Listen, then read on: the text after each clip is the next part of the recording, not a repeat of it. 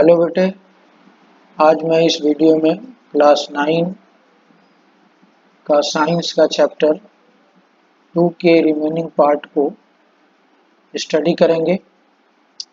इसके पिछले वाले वीडियो में मैंने separating the components of a mixture के बारे में बताया था। इसको फिर से एक बार स्टडी करते हैं।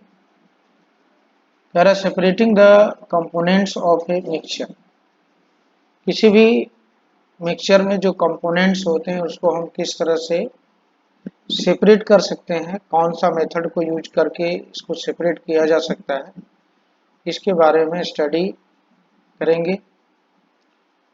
इसमें बता रहा है कि we have learn that most of the natural substances are not chemically pure. जैसा कि हम पढ़ चुके हैं कि जो भी नेचुरल सब्सटेंस होते हैं वो केमिकली प्योर नहीं होते। Different methods of separation are used to get individual components from a mixture। तो इस तरह से किसी भी मिक्सचर के जो इंडिविजुअल कंपोनेंट्स हैं उसको सेपरेट करने के लिए हम डिफरेंट मेथड का यूज करते हैं। तो कौन कौन सा मेथड है जिससे कि किसी भी मिक्सचर के कंपोनेंट्स को अलग किया जा सकता है, उसके लिए हमें अलग अलग मेथड दिए गए हैं, उसको हम स्टडी करेंगे। Separation makes it possible to study and use the individual components of a mixture. कह रहा है कि सेपरेशन जो है के द्वारा ही यह संभव हो गया कि हम किसी भी मिक्सचर के इंडिविजुअल कंपोनेंट्स के बारे में अध्ययन कर सकते हैं। सेपरेशन के द्वारा ही यह संभव है कि हम किसी भी मिक्सचर के कंपोनेंट्स, इंडिविजुअल कंपोनेंट्स का स्टडी कर सकते हैं कि किसी भी मिक्सचर में कौन कौन से कंपोनेंट्स हैं और उसको किस तरह से सेपरेट किया जा सकता है, कौन सा मेथड यूज किया जा सकता है। Heterogeneous mixture can be separated into their respective constituents by a simple physical method like hand picking, sieving, filtration, and that we use in our day-to-day life। अगर मिक्सचर हेट्रोजीनियस मिक्सचर होता है, जैसे कि हमने दो तरह के मिक्सचर को पढ़ा है, एक होमोजीनियस मिक्सचर होते हैं और एक दूसरे हेट्रोजीनियस मिक्सचर होते हैं। बहुत सारे जो हेट्रोजीनियस मिक्सचर होते हैं उसके कंपोनेंट्स को हम अलग अलग simple method, simple physical method कह सकते हैं इसको, सिंपल फिजिकल मेथड के द्वारा इनके कंपोनेंट्स को अलग किया जा सकता है। जो हेट्रोजीनियस मिक्सचर हैं उसके जो कंपोनेंट्स हैं या कंस्टिट्यूएंट्स हैं उसको हम सिंपली फिजिकल मेथड को यूज करके उनसे उनके कंस्टिट्यूएंट्स पार्टिकल्स को अलग किया जा सकता है। जैसे कि उसका जो मेथड हम कर सकते हैं, जो फिजिकल मेथड है उसका नाम है जैसे हैंड पिकिंग के द्वारा, सीविंग समझते हो, सीविंग के द्वारा, या फिल्ट्रेशन के द्वारा, जो कि हम अपने डे टू डे लाइफ में यूज करते हैं। जैसे कि अगर हमारे पास मिक्सचर है जो कि हेट्रोजीनियस मिक्सचर है, वो चॉक और वाटर का है, और इससे इस मिक्सचर से यह मिक्सचर हेट्रोजीनियस होगा। इस हेट्रोजीनियस मिक्सचर से अगर हमें चॉक के पार्टिकल को अलग करना है तो हमें क्या करना होगा, इनका फिल्ट्रेशन करना होगा, यानी इसको हम छान लेंगे। तो छानने से क्या होंगे कि जो चॉक के पार्टिकल्स हैं वो वाटर से अलग हो जाएंगे, यानी सेपरेट हो गए। तो ये जो कंस्टिट्यूएंट्स हैं, ये रेस्पेक्टिव जो कंस्टिट्यूएंट्स उसको हमने क्या किया, अलग कर लिया। और इस मेथड को कहते हैं फिजिकल मेथड। फिल्ट्रेशन जो मेथड यूज करते हैं, या हैंड पिकिंग जो मेथड यूज करते हैं, या सीविंग जो मेथड यूज करते हैं, ये सभी फिजिकल मेथड्स में आता है। तो अगर कोई मिक्सचर हेट्रोजीनियस है तो उसके जो रेस्पेक्टिव कंस्टिट्यूएंट्स हैं उनको हम फिजिकल मेथड का यूज करके, उपयोग करके उसके कंस्टिट्यूएंट्स को अलग किया जा सकता है। Sometimes, sometimes special techniques have to be used for the separation of the components of a mixture. कभी कभी कोई स्पेशल टेक्निक हमें यूज करनी होती है किसी भी मिक्सचर के कंपोनेंट्स को सेपरेट करने के लिए। तो कभी कभी हम सिंपली, कभी तो हमें जैसे कभी तो हम आसानी से उसको हम, वो डिपेंड करता है कि वो मिक्सचर किस तरह का है। तो कुछ ऐसे मिक्सचर होते हैं जिससे के कंपोनेंट्स को, जिसके जिसके मिक्सचर से उसके कंपोनेंट्स को अलग करने के लिए हम स्पेशल टेक्निक यूज करते हैं, और इसी टेक्निक को हम नीचे पढ़ेंगे। जैसे इसमें आप देखोगे कह रहा है how can we obtain coloured components, यानी जिसको कहते हैं dye, from blue black ink. आप यूज करते हो ब्लू इंक या ब्लैक इंक यूज करते हो, तो ये भी एक तरह का मिक्सचर है, ये प्योर नहीं है। अब इसके कंपोनेंट्स को हम किस तरह से अलग करें, उसके लिए उसमें कौन सा मेथड यूज होता है, इसके बारे में हम इस एक्टिविटी के द्वारा उसको हम समझ सकते हैं। तो इसमें कहा गया है कि fill half a beaker with the water. एक बीकर लेंगे और उसको, उसके आधे भाग को भर देंगे। Put a watch glass on the mouth of the beaker. जो बीकर का माउथ है उसके ऊपर हम एक वॉच ग्लास को रख देंगे। फिगर में दिया गया है, देखो इस तरह से ये बीकर है और इसमें वाटर है, हाफ फिल्ड वाटर है, और इसके ऊपर ये देखो ये वॉच ग्लास रखा गया है। अब नेक्स्ट जो स्टेप है, क्या करते हैं, put few drops of ink on the watch glass. अब ये जो वॉच ग्लास है इसके अंदर कुछ इंक के ड्रॉप को डाल देंगे और गर्म करना शुरू करेंगे। Now start heating the beaker. We do not want to heat the ink directly. तो हम डायरेक्टली इसको हीट नहीं करेंगे,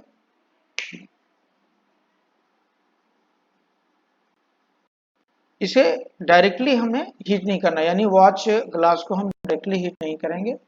हमने क्या, इनडायरेक्टली वॉच ग्लास को हीट किया जा रहा है। वॉच ग्लास में क्या है, उसमें इंक रखा गया है और जो बीकर है उसके ऊपर रखा गया, बीकर में वाटर रखा गया है। तो सबसे पहले जो बीकर के अंदर वाटर है वो गर्म होगा, हीट होगा, और उसके द्वारा फिर जो है वॉच ग्लास हीट होंगे और इनमें इवेपोरेशन शुरू होगा। इवेपोरेशन जो है बिलो द बॉइलिंग पॉइंट होता है। हमने पिछले जो है टॉपिक्स में पढ़ा था कि इवेपोरेशन और वेपोराइजेशन दोनों अलग अलग होते हैं।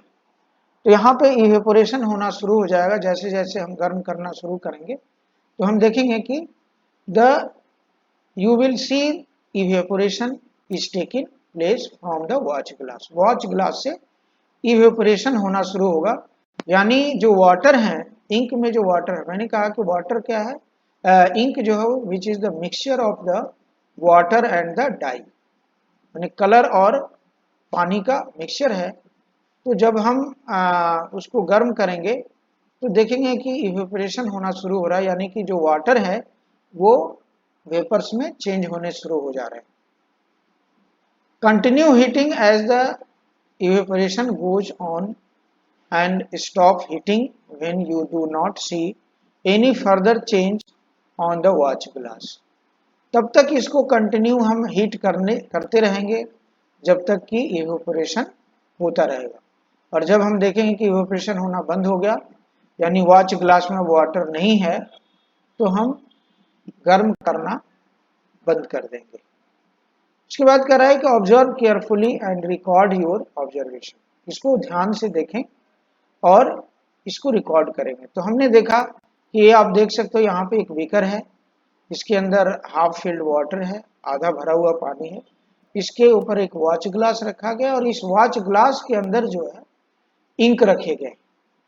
और तो हम ये देखेंगे कि इनका इवेपोरेशन होना शुरू हो जाता है, वाटर का इवेपोरेशन होना, यानी कि वाटर जो है वेपर में चेंज होना शुरू हो जाते हैं। अब इसके बाद देखेंगे और कह रहा है कि नाउ आंसर, कह रहा what do you think has got evaporated from the water glass. तो आप क्या देख रहे हो, तो हमने ये देख, हम सोचते हैं क्या सोच सकते हैं इसके बारे में, तो कह रहे इसके बारे में आप क्या सोचते हो, got evaporated from the watch glass. तो इसमें हम देखते हैं कि जो वाटर है वो उसका इवोपरेशन होता है, और is there a residue on the watch glass. तो वॉच ग्लास में जब वाटर, टोटल वाटर जब इवेपोरेट हो जाएगा, यानी जो वाटर हैं वह उनका इवेपोरेशन हो जाएगा, वो वेपर में चेंज हो जाएंगे, तो रेसिड्यू के रूप में उस वॉच ग्लास में डाई जो है वो बच जाएगा। Then what is your interpretation, is ink a single substance और इज इट ए मिक्सचर। अब आपको ये बताना है कि भी ये बताओ कि जो इंक है क्या वो प्योर है, सिंगल सब्सटेंस है या मिक्सचर है। तो इससे हमें पता चला कि जो है ink is not a single substance और pure substance it is a mixture. तो इंक को हम प्योर सब्सटेंस नहीं मानेंगे, इसे क्या मानेंगे, मिक्सचर है। तो किसका किसका मिक्सचर है, तो हमने देखा कि वाटर और डाई का मिक्सचर है। तो इस तरह से देखो यहाँ पे कह रहा है कि we find that ink is a mixture of dye in water, यानी कि वाटर सॉल्वेंट है और डाई क्या है, सॉल्यूट है। तो इंक इज अ मिक्सचर। यहाँ पे क्वेश्चन पूछा जा सकता है कि is ink a single substance और इज इट ए मिक्सचर, जैसे ये क्वेश्चन भी एग्जाम में आ सकते हैं। तो आपको कहना पड़ेगा कि ink is not a single substance but it is a mixture. तो इंक सिंगल सब्सटेंस नहीं है, यह मिक्सचर है। So we find that the ink is a mixture of a dye in water and thus we can separate the volatile components. Volatile components वह जो कि vapours में change हो जाए, जैसे वाटर को वोलेटाइल कहेंगे यानी जिसको हम सॉल्वेंट के रूप में देखते हैं। From its non volatile, non volatile क्या है, तो जो डाई है वो क्या है, नॉन वोलेटाइल और वो सॉल्यूट है, by the method of evaporation. तो ये जो मेथड हमने, अब ये मिक्सचर था, तो इंक इज अ मिक्सचर, और मिक्सचर में जो उसके जो कंस्टिट्यूएंट्स हैं या कंपोनेंट्स हैं वो क्या क्या हैं, तो वाटर है और डाई है। तो हमने देखा कि किस तरह से डाई को और या वाटर को उसके मिक्सचर से अलग किया गया। इस जो प्रोसेस हमने यूज किया, इस प्रोसेस को कहते हैं इवेपोरेशन। तो इसमें क्वेश्चन बन सकते हैं कि what is what is evaporation कहा जा सकता है, या you can say that the how the dye is separated from the ink, या which process is used to separate the dye from the ink। Ink से डाई को separate करने के लिए कौन सा प्रोसेस यूज किया जा सकता है या किस मेथड का यूज कर सकते हैं, तो हमें लिखना होगा इवेपोरेशन। तो evaporation, the method of evaporation is used to separate the dye from from ink. Ink से डाई को सेपरेट करने के लिए हमने इवेपोरेशन यूज किया। तो ये आपको समझ में आ गया होगा। नेक्स्ट कह रहा है कि how can we separate the cream from the milk. अब देखो मिल्क, मिल्क कभी कभी कहते हैं ये क्या मिल्क प्योर है, या घर पे कभी सुनते होंगे कि भाई दूध जो है प्योर दूध है, ये है ना, किसी को कहते हुए सुनते होंगे। तो ये भी प्योर नहीं होता। ये प्योर मीन्स क्या, बोलचाल की भाषा में तो हम इसको प्योर कहते हैं, लेकिन in the language of science हम इनको प्योर नहीं कर सकते। ये क्या है, मिक्सचर। तो मिक्सचर किसका है, तो इसमें क्रीम मिले हुए, तभी तो कहा जाए क्रीम और वाटर। तो यहाँ पे जो यहाँ पे भी अब हम, ये भी मिक्सचर है, मिल्क मिक्सचर है। तो इनसे जो है क्रीम को किस तरह से सेपरेट किया जाए, कौन सा मेथड यूज किया जाए जिससे कि मिल्क से क्रीम को सेपरेट किया जा सकता है। तो इसको पढ़ेंगे। कह रहा nowadays we get full cream, toned and the double toned varieties of the milk packed in the polypacks और the tetra PACS in the market. आप देखते होंगे जो दूध की पैकेट देखते हो उस पर लिखा होता है कि टोन्ड है या डबल टोन्ड है या फुल क्रीम है, इस तरह से आप उसके ऊपर लिखा हुआ देखते हो। These varieties of the milk contain the different amount of the fats। अब ये जो डिफरेंट वेराइटीज हैं जैसे फुल क्रीम या टोन्ड या डबल टोन्ड जो वेराइटीज ऑफ मिल्क है, इसमें अलग अलग जो है अमाउंट में फैट होते हैं। इसके लिए एक एक्टिविटी किया गया है, कह रहा take some full cream milk in a test tube. क्या करो कि एक टेस्ट ट्यूब में जो है फुल क्रीम मिल्क ले लें और उसको क्या करें, सेंट्रीफ्यूज करें। Centrifuge it by the using the centrifuging machine for the 2 minutes. कह रहा है एक सेंट्रीफ्यूजिंग मशीन होता है, सेंट्रीफ्यूजिंग मशीन, जिससे कि हम क्रीम को मिल्क से सेपरेट कर सकते हैं। इस मशीन का यूज करके you can separate the cream from the milk. If a, अगर मान लो कह रहा है कि if a centrifuging machine is not available in the school, then you can do this activity at home by using the a milk churner used in the kitchen। आपको मान लो किसी लेबोरेटरी में अगर ये सेंट्रीफ्यूजिंग मशीन नहीं मिलता है तो हम घर पे देखते हैं, जिससे कि हम क्रीम को अलग करते हैं उससे जो है कि, और उसको हम चर्नर कहते हैं, मिल्क चर्नर, जिसके द्वारा भी हम क्या कर सकते हैं कि क्रीम को मिल्क से अलग कर सकते हैं। तो इसको आप देखोगे घर पे हर एक के घर में मिलता है ये, तो इस तरह से इसको हम कर सकते हैं।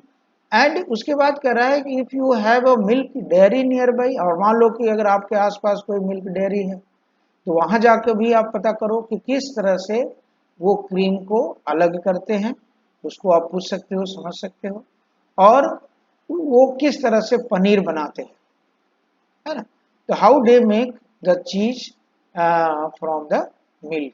तो आप किसी मिल्क डेयरी में जा करके और वहां से भी इसके बारे में आप इंफॉर्मेशन ले सकते हो कि किस तरह से क्रीम को, वहां पे क्रीम को अलग किया जाता है और उससे पनीर बनाए जाते हैं। तो वो क्या प्रोसेस होता है, कैसे वो करते हैं, आप वहां पे जाके देख सकते हो।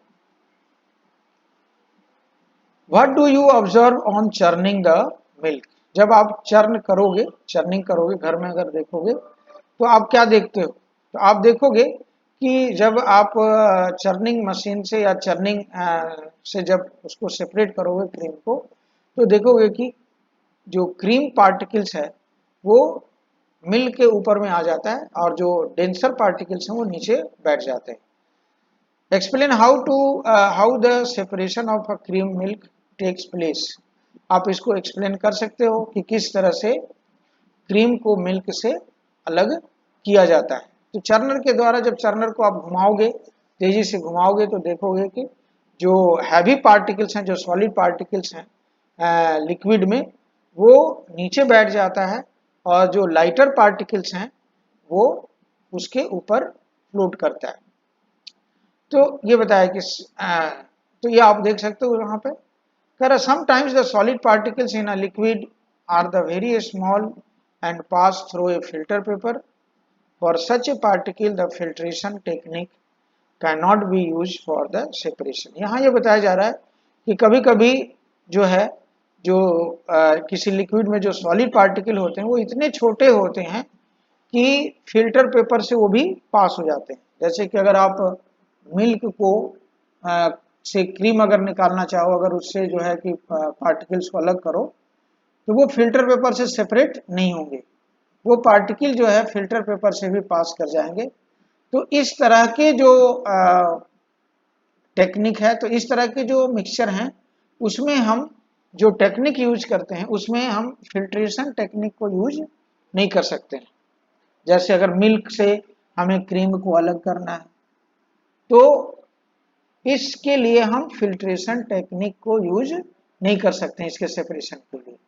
तो इस तरह का जो मिक्सचर होते हैं उनको हम किस तरह से करते हैं, तो उसमें हम जो मेथड यूज करते हैं उस मेथड का नाम है सेंट्रीफ्यूगेशन। तो वही कह रहा है, यहाँ पे कहा जा रहा है कि such mixture are separated by a centrifugation. इस तरह के जो मिक्सचर होते हैं जिसके सॉलिड पार्टिकल फिल्ट्रेशन के द्वारा अलग नहीं होते हैं, उस तरह के मिक्सचर को हम उनके कंस्टिट्यूएंट्स पार्टिकल को किस तरह से करते हैं, किस मेथड का यूज करते हैं, तो उस मेथड को हम कहते हैं सेंट्रीफ्यूगेशन। तो सेंट्रीफ्यूगेशन के द्वारा ही मिल्क से क्रीम को सेपरेट किया जा सकता है। मिल्क से क्रीम को फिल्ट्रेशन के द्वारा सेपरेट नहीं किया जा सकता। फिल्ट्रेशन के द्वारा तो हम सिर्फ वही कर सकते हैं जैसे चॉक और वाटर का मिक्सचर हो या सैंड या वाटर का मिक्सचर हो। लेकिन अगर हम ये चाहें कि मिल्क से क्रीम को सेपरेट कर लें फिल्ट्रेशन मेथड से, तो ये पॉसिबल नहीं है।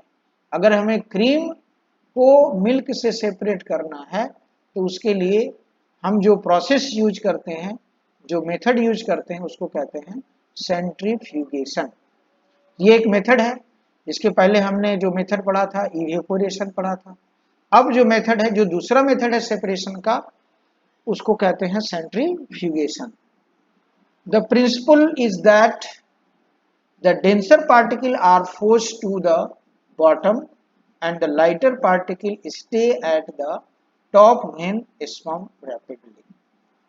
कह रहा है कि ये जो उस प्रिंसिपल पर काम करता है कि जब हम चर्नर के द्वारा इसको चर्न करते हैं, घुमाते हैं तेजी से, तो जो डेंसर पार्टिकल है वो नीचे की ओर बैठते जाता है और lighter particles like the cream जो है वो ऊपर में, lighter particles stay at the top, यानी वो कहाँ आ जाता है, टॉप पे आ जाता है। जो लाइटर पार्टिकल, जो हल्के पार्टिकल्स हैं मिल्क में, जो हल्के पार्टिकल्स हैं वो टॉप पे आ जाते हैं और जो डेंसर पार्टिकल्स है वो बॉटम में चला जाता है। इसी प्रिंसिपल पर सेंट्रीफ्यूगेशन जो मेथड है वो काम करता है। तो इस तरह से आपने देखा कि सेंट्रीफ्यूगेशन के द्वारा हम किस तरह से क्रीम को मिल्क से अलग कर सकते हैं। तो यहाँ पे क्वेश्चन पूछा जा सकता है कि write the name of the method in which the cream is separated from the milk. उस मेथड का नाम बताओ जिसके द्वारा क्रीम को मिल्क से अलग किया जाता है। तो उसका आंसर क्या होगा, सेंट्रीफ्यूगेशन। यानी सेंट्रीफ्यूगेशन के द्वारा ही हम मिल्क से क्रीम को अलग कर सकते हैं। ये घर में भी किया जा सकता है और ये जो मिल्क डेयरी होते हैं जहाँ पे पनीर बनाते हैं लोग, तो वो भी इसी प्रोसेस का, उनके पास कोई सेंट्रीफ्यूजिंग मशीन होता है जिसका वो यूज करके और क्रीम को मिल्क से सेपरेट करते हैं। तो ये आपने देखा, इनके कुछ एप्लीकेशन है, मानी इनका कहाँ कहाँ यूज किया जा सकता है। तो इस सेंट्रीफ्यूगेशन का जो यूजेज है उसके बारे में दिया गया और बहुत इंपॉर्टेंट यहाँ से क्वेश्चन आते हैं।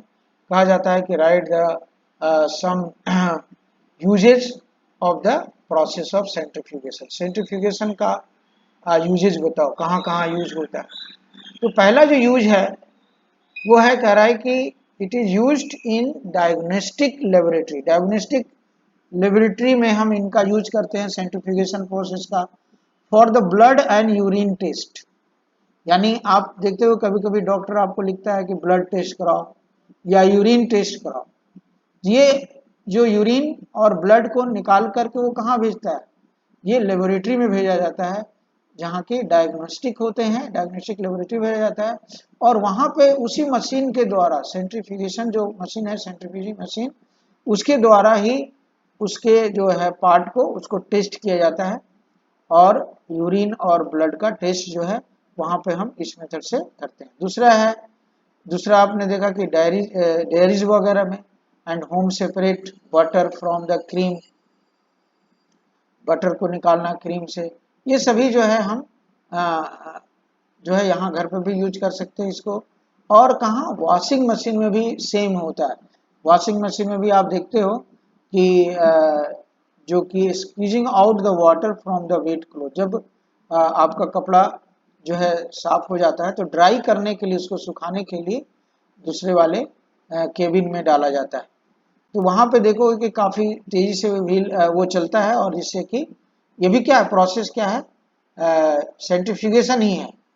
तो ये वॉशिंग मशीन में भी इस तरह का आप ये प्रोसेस को देख सकते हो, जिसमें कि पानी को निचोड़ने के लिए, से कपड़े से पानी को अलग करने के लिए जो है वो मशीन होता है, उसमें डाला जाता है, जो कि सेंट्रीफ्यूगेशन पे ही काम करता है, इसी प्रोसेस पे काम करता है। नेक्स्ट आप देखोगे, नेक्स्ट जो टॉपिक से कह रहा है, how can we separate a mixture of two immiscible liquid. Immiscible liquid को हम किस तरह से सेपरेट कर सकते हैं। तो देखो लिक्विड के बारे में है, एक तो मिसिबल होता है और एक होता है इमिसिबल। इमिसिबल में वैसे लिक्विड जो एक दूसरे में मिलते नहीं है, जैसे कि अगर आप कहो कि मिल्क और वाटर, तो ये मिसिबल है ना। लेकिन अगर वाटर और ऑयल ले लो, ये दोनों लिक्विड हैं और ये दोनों को हम क्या कहेंगे, इमिसिबल है, माने पानी में तेल आप मिक्स नहीं कर सकते, है ना। जिसके कम डेंसिटी है, जैसे कि ऑयल जो है वो पानी के ऊपर तैरता रहता है, लेकिन जो है वाटर जो है उसके साथ मिक्स नहीं होगा। तो अगर इमिसिबल लिक्विड है तो उनको हम किस तरह से सेपरेट करेंगे, उसके लिए हम स्टडी करेंगे इस मेथड के द्वारा, एक्टिविटी के द्वारा। इसमें कहा जा रहा है कि let us try to separate the kerosene oil from the water using a separating funnel. देखो इसके लिए एक सेपरेटिंग फनल दिया गया, ये आप फिगर देख रहे हो, इसका क्या नाम है, सेपरेटिंग फनल है।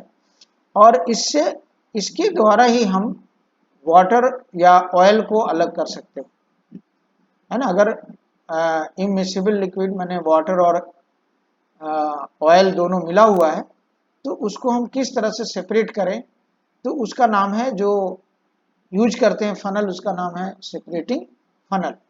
तो इससे हम इसे अलग किया जा सकता है। तो वही कहा जा रहा है कि pour the mixture of the kerosene oil and water in a separating funnel. तो सेपरेटिंग फनल हम एक ले लेंगे और उसमें केरोसिन ऑयल और वाटर के मिक्सचर को डाल देंगे सेपरेटिंग फनल में। एंड कह रहा है कि let it stand undisturbed for some times so that the separate layers of the oil and the water are formed. अब कह रहा है कि जब उसके अंदर हम डाल देंगे तो कुछ समय तक उसको हम छोड़ देंगे, उससे क्या होगा कि जो लेयर हैं, दोनों लेयर, वाटर के लेयर और ऑयल के लेयर, वो अलग अलग हो जाएंगे इस फनल में ही। अब कह रहा है ओपन द स्टॉप कॉक। अब देखो यहाँ पे हमने कुछ समय तक इसमें तो पहले डाल दिया दोनों के मिक्सचर को, ऑयल और वाटर को, देखो इस तरह से।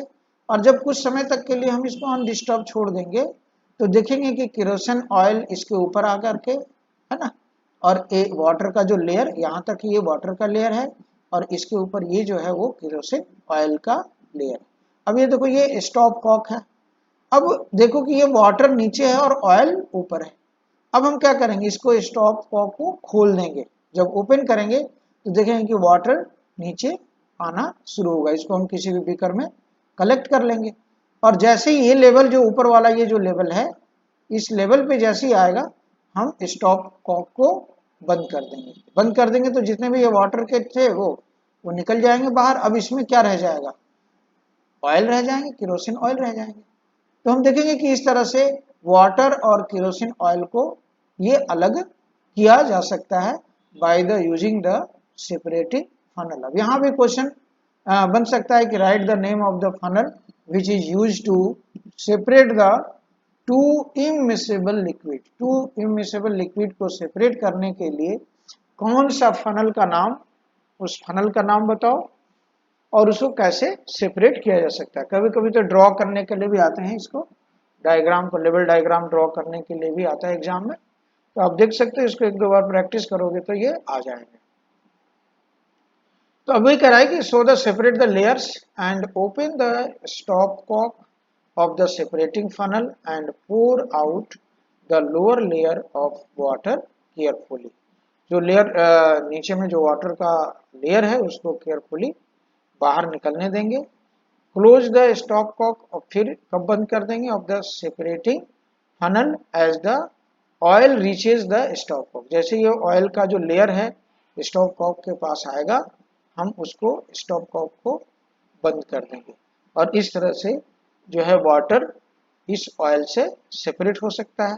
या ऑयल जो है वाटर से सेपरेट हो जाते हैं। तो इसको हम कहते हैं separation of immiscible liquid. Immiscible liquid कहते हैं वह लिक्विड जो कि एक दूसरे में मिक्स ना हो, मिले नहीं, डिसॉल्व ना हो, तो उसको हम कहते हैं इमिसेबल लिक्विड।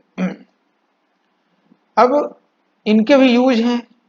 इनका जो है सेपरेटिंग फनल का कहाँ यूज होता है, तो ये भी यूज आ सकते हैं, ये भी काफी इंपॉर्टेंट है। कह रहा है कि to separate mixture of oil and water कहाँ यूज किया जा सकता है, वही जो अभी हमने यूज किया।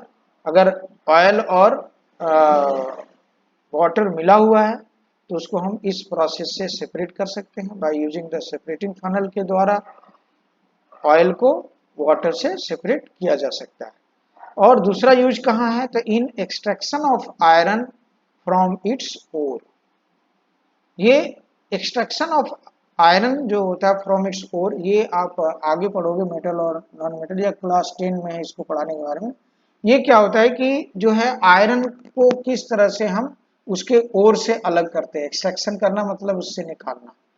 तो जैसे आयरन है, एल्युमिनियम है, कुछ मेटल का एक्सट्रैक्शन होता है, इसको हम आगे क्लास में 10 क्लास में पढ़ेंगे, लेकिन थोड़ा सा इसके बारे में हम समझ लेते हैं कि जो है ओर और मिनरल्स क्या होता है। ये मिनरल्स और ओर दो चीज होते हैं। मिनरल होते हैं जो कि हम अर्थ के क्रस्ट से निकालते हैं, जैसे कि कोयले का खान होता है, तो जमीन के अंदर जो है गड्ढा खन करके मतलब सुरंग बना करके कोयला निकालते हैं। उसी तरह से जो है ओर को भी मिनरल को निकाला जाता है अर्थ के क्रस्ट से। और इसमें हम उस ओर को कहते हैं, उसका नाम ओर जो है मिनरल, उस मिनरल को ओर कहते हैं जिससे कि आयरन आसानी से प्राप्त हो जाए, जिसमें कम से कम कॉस्ट लगे और कम से कम मतलब इजिली एंड, है ना। Ores are those which can be extracted easily from the minerals, yani which can be the metal can be extracted profitably or easily। माने वैसे मिनरल को ओर कहते हैं जिससे मेटल का एक्सट्रैक्शन आसानी से हो सके और कम खर्च में हो सके, तो ये ओर हुआ। तो इसी प्रोसेस में क्या होता है कि जो ओर से आयरन का एक्सट्रैक्शन जो करते हैं उसमें क्या होता है कि the lighter slag is removed from the top by these methods to leave the molten iron at the bottom in the furnace। तो ये जो ओर होता है इसको क्या, फर्नेस, फर्नेस एक तरह का भट्टी होता है, एक बॉयलर होते हैं, है ना, जिसको कि आग से वो जलता है, मतलब हीट करते हैं, काफी हीट करते हैं, तो उसके अंदर ओर को डाल दिया जाता है। ये जो ओर है वो मोल्टेन फॉर्म में हो जाता है, पिघला हुआ फॉर्म में हो जाता है, यानी ये पिघल जाता है पूरा। तो आयरन क्या है, चूंकि ये ज्यादा डेंस होता है तो ये नीचे जाके बैठ जाता है, और जो स्लैग होते हैं, स्लैग एक तरह का इम्प्यूरिटीज होता है, वो उसके ऊपर में तैरता रहता है, जिस तरह से कि आपका ऑयल वाटर के ऊपर फ्लोट करता रहता है।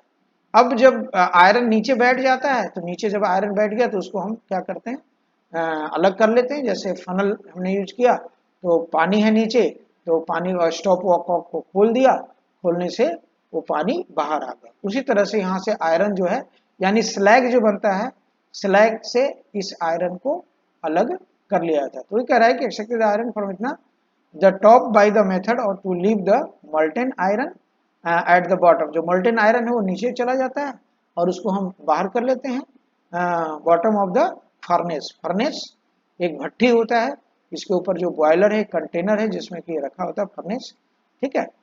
तो ये चीजें होते हैं, फर्नेस मतलब भट्टी, और उसके ऊपर जो कंटेनर होता है चढ़ा हुआ उसको बॉयलर कहते हैं, उसी के अंदर वो रखा जाता है, और इस पूरे कंप्लीट को फर्नेस भी कहा जा सकता है। तो इस तरह से जो है, यानी इनका यूज जो है सेपरेटिंग फनल का अगर आता है कि राइट द यूजेज, ये दोनों यूजेज आपको लिखने होंगे। The principle is that immiscible liquid separate out in layers depending on their density। ये जो प्रिंसिपल है इमिसिबल लिक्विड का, वो किस पर डिपेंड करता है, तो जो लेयर्स होते हैं उसके डेंसिटी पर डिपेंड होता है, यानी कि एक की डेंसिटी कम होगी और दूसरे की ज्यादा होगी। जैसे इसमें आपने देखा कि ऑयल की डेंसिटी क्या है, कम है, और वाटर का ज्यादा है। तो जो जिसकी डेंसिटी ज्यादा होगी वो नीचे होगा, और जिसकी डेंसिटी कम है वो ऊपर में होगा। तो ऑयल और अगर वाटर में लिया जाए तो ऑयल की डेंसिटी कम है इसलिए वो फ्लोट करता रहता है, ऊपर होता है। उसी तरह से यहाँ पे जो स्लैग है आपने देखा है ना, स्लैग है ये लाइटर होता है, हल्का होता है, इसकी डेंसिटी कम होती है, और जो आयरन है उसका डेंसिटी ज़्यादा होता है इसलिए वो बॉटम में चला जाता है और उसको हम बाहर कर लेते हैं। तो ये था ये प्रोसेस जो है इसको कहा गया सेपरेटिंग फनल के द्वारा हमने डिफरेंट डेंसिटी वाले इमिसिबल लिक्विड को अलग कर लिया। तो ये हमने पढ़ा। नेक्स्ट जो है नेक्स्ट कह रहा है how can we separate a mixture of salt and ammonium chloride. देखिए अब यहाँ भी जो मिक्सचर है, अगर हमारे पास कोई मिक्सचर है जिसमें कि सॉल्ट है और अमोनियम दोनों देखने में एक ही जैसे लगते हैं, तो अगर ये दोनों मिक्स है तो आप इनको कैसे अलग करेंगे। तो इसके लिए भी एक मेथड है जिसको कि हम कहते हैं, देखो इसके लिए जो है ये अपरेटस हमें तैयार करना होता है। इसमें जो है ये देखो ये चाइना डिश है और इसके ऊपर जो है इन्वर्टेड फनल रखा गया है और यहाँ पे जो है ये मिक्सचर रखे गए। ये मिक्सचर किसके हैं, तो अमोनियम क्लोराइड और सॉल्ट, सॉल्ट मतलब NaCl जो हम सॉल्ट यूज करते हैं वो है, इन दोनों का मिक्सचर है। अब ये मिला हुआ है तो इनको हम किस तरह से सेपरेट कर सकते हैं, इस मिक्सचर से जो उसके कंपोनेंट्स है उसको कैसे अलग किया जाता है। तो ये मेथड जो है, इस मेथड को कहा गया कि सब्लिमेशन, यानी कि separation of ammonium chloride and the salt by the sublimation. Sublimation के द्वारा इनको अलग किया जा सकता है। तो इसको स्टडी करते हैं, देखते हैं। कह रहा है कि we have learn in chapter 1 that ammonium chloride changes directly from solid to gaseous state on heating। कह रहा है कि हम ये पढ़ चुके हैं चैप्टर 1 में कि जो अमोनियम क्लोराइड है वो डायरेक्टली, अगर अमोनियम क्लोराइड को हम गर्म करें तो वो डायरेक्टली, ये सॉलिड है तो वो किस में चेंज हो जाएगा, गैस में। यानी अमोनियम क्लोराइड को अगर हम हीट करें, गर्म करें, तो वो लिक्विड में चेंज नहीं होगा, वो किस में चेंज हो जाएगा, गैस में चेंज हो जाएगा।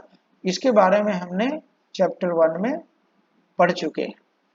उसी बारे में कि हम वही कह रहा है कि हमने ये पढ़ा है कि जब अमोनियम क्लोराइड को गर्म किया जाता है तो अमोनियम क्लोराइड डायरेक्ट गैस में चेंज हो जाता है, यानी सॉलिड स्टेट से वो गैसियस स्टेट में चेंज हो जाते हैं।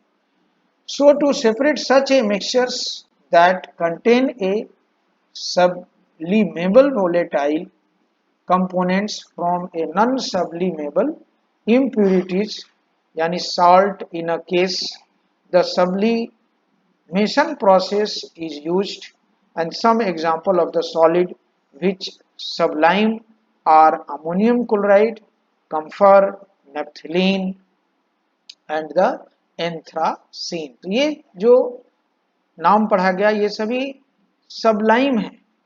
सबलाइम है मतलब कि ये जो है इजिली जो है गैस में चेंज हो जाते हैं। अगर इनको गर्म करेंगे तो ये डायरेक्ट गैसियस स्टेट में, आज सॉलिड स्टेट में तो होता है, और ये डायरेक्ट जैसे इनको हम गर्म करेंगे तो ये गैसियस स्टेट में चेंज हो जाता है, और इसीलिए इसको कहा गया ये सबलाइम कहलाते हैं। ये इन सभी सॉलिड का नाम जो है इसको क्या कहते हैं, सबलाइम। और दो तरह के हैं, एक तो हो गया कि सब्लिमेबल सब्सटेंस, सब्लिमेबल वोलेटाइल, और दूसरा क्या है, नॉन सब्लिमेबल इम्प्यूरिटीज। तो यहाँ पे जो सॉल्ट है वो क्या है, नॉन सब्लिमेबल इम्प्यूरिटीज कह सकते हो, और सब्लिमेबल जो है वो वोलेटाइल क्या है, तो अमोनियम क्लोराइड है। तो इनको सेपरेट किस तरह से करेंगे, तो उसके लिए ये यूज किया जाता है। एक हमने इसके लिए हमें एक क्या लेना है, तो आप देख सकते हो कि इसमें हमने एक चाइना डिश लिया, इसके अंदर अमोनियम क्लोराइड और सॉल्ट मिले हुए हैं, और ये यहाँ से बर्नर है, इसको गर्म करेंगे।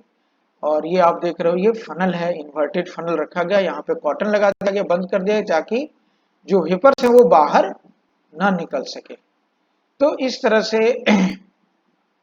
जब इसको गर्म करेंगे तो देखेंगे कि ये जो अमोनियम क्लोराइड है वो सबलाइम है, यानी कि इनका सब्लिमेशन होना शुरू हो जाता है। यानी सब्लिमेशन मतलब अमोनियम क्लोराइड वेपर्स में चेंज होने शुरू हो जाते हैं, और ये वेपर ऊपर की ओर जाता है ऐसे। और यहाँ पे कूल होने के बाद ये जब कूल होता है तो ये इसके वॉल में, जो फनल है इसके वॉल में चिपक जाते हैं। इस तरह से देखो यहाँ पे जमा हो गए, डिपॉजिट हो जाते हैं। और यहाँ पे क्या है, सिर्फ सॉल्ट बच जाता है, यानी कि हम तब तक हीट करते जाते हैं जब तक कि ये अमोनियम क्लोराइड का पूरा सब्लिमेशन न हो जाता। ये vapours of the ammonium chloride जो है यहाँ पे आकर के ये जमा हो जाते हैं। सॉलिडिफाइड अमोनियम क्लोराइड यहाँ पे सॉलिड के फॉर्म में आ गए। अब इनको हम फनल को हटा करके और इससे यहाँ से अमोनियम क्लोराइड को अलग कर लिया गया और यहाँ क्या बचा, यहाँ पे सिर्फ सॉल्ट बच गया। तो इस तरह से आपने देखा कि इस प्रोसेस से सब्लिमेशन के द्वारा हम किस तरह से अमोनियम क्लोराइड को सॉल्ट और अमोनियम क्लोराइड के मिक्सचर से अलग किया गया। तो हमने ये भी पढ़ा कि यहाँ पे किस तरह से सेपरेट हमने सॉल्ट को और अमोनियम को अलग किया गया, और जो हमने मेथड यूज किया उस मेथड का नाम है सब्लिमेशन के द्वारा हमने किसी भी मिक्सचर के दो कंपोनेंट्स को अलग कर सकते हैं। तो आज बेटे यहीं तक। नेक्स्ट जो है वीडियो में मैं इसके बाद के जो टॉपिक्स है इसको डिस्कस करूंगा। धन्यवाद।